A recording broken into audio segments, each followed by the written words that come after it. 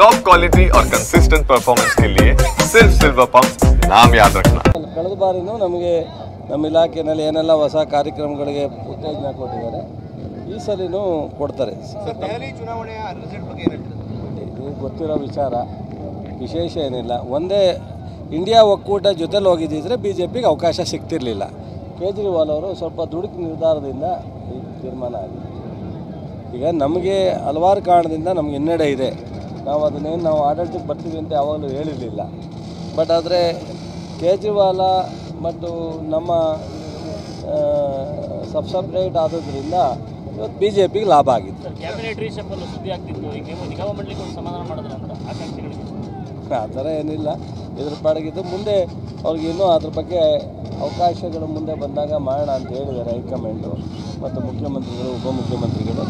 So ಈಗ ಸದ್ಯಕ್ಕೆ ತಾತ್ಕಾಲಿಕವಾಗಿ ಪೊಲ್ಯೂಷನ್ ಚೇರ್ಮನು ಒಂದು ಒಳ್ಳೆಯ ಕೆಲಸ, ಈ ರಾಜ್ಯ ವ್ಯಾಪ್ತಿ ಇರ್ತದೆ, ತುಂಬ ಕೆಲಸ ಮಾಡೋವಂತಿದ್ರೆ ಅವನು ಇಂಜಿನಿಯರ್ ಇದರಿಂದ ಬುದ್ಧಿವಂತರಿದ್ದಾರೆ ನರೇಂದ್ರ ಸ್ವಾಮಿ ಅವರು, ಬಹುಶಃ ನಿರೀಕ್ಷೆ ಮಾಡ್ಬೋದು, ಒಳ್ಳೆ ಕೆಲಸ ಮಾಡ್ತಾರೆ. ಆಮೇಲೆ ಕಳೆದ ಬಾರಿನೂ ನಮಗೆ ನಮ್ಮ ಇಲಾಖೆಯಲ್ಲಿ ಏನೆಲ್ಲ ಹೊಸ ಕಾರ್ಯಕ್ರಮಗಳಿಗೆ ಉತ್ತೇಜನ ಕೊಟ್ಟಿದ್ದಾರೆ, ಈ ಸಲಿನೂ ಕೊಡ್ತಾರೆ.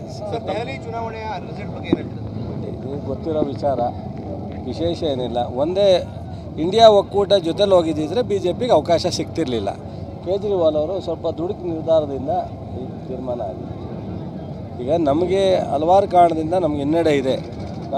ನಾವು ಆಡಳಿತಕ್ಕೆ ಬರ್ತೀವಿ ಅಂತ ಯಾವಾಗಲೂ ಹೇಳಿರಲಿಲ್ಲ. ಬಟ್ ಆದರೆ ಕೇಜ್ರಿವಾಲ ಮತ್ತು ನಮ್ಮ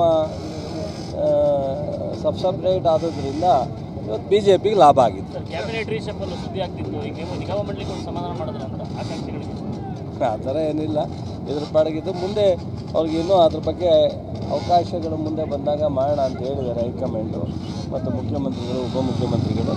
ಸೊ ಈಗ ಸದ್ಯಕ್ಕೆ ತಾತ್ಕಾಲಿಕವಾಗಿ ಪೊಲ್ಯೂಷನ್ ಚೇರ್ಮನು ಒಂದು ಒಳ್ಳೆಯ ಕೆಲಸ, ಈ ರಾಜ್ಯ ವ್ಯಾಪ್ತಿ ಇರ್ತದೆ, ತುಂಬ ಕೆಲಸ ಮಾಡೋವಂತಿದ್ರೆ ಅವನು ಇಂಜಿನಿಯರ್ ಇದರಿಂದ ಬುದ್ಧಿವಂತರಿದ್ದಾರೆ ನರೇಂದ್ರ ಸ್ವಾಮಿ ಅವರು, ಬಹುಶಃ ನಿರೀಕ್ಷೆ ಮಾಡ್ಬೋದು, ಒಳ್ಳೆ ಕೆಲಸ ಮಾಡ್ತಾರೆ. ಆಮೇಲೆ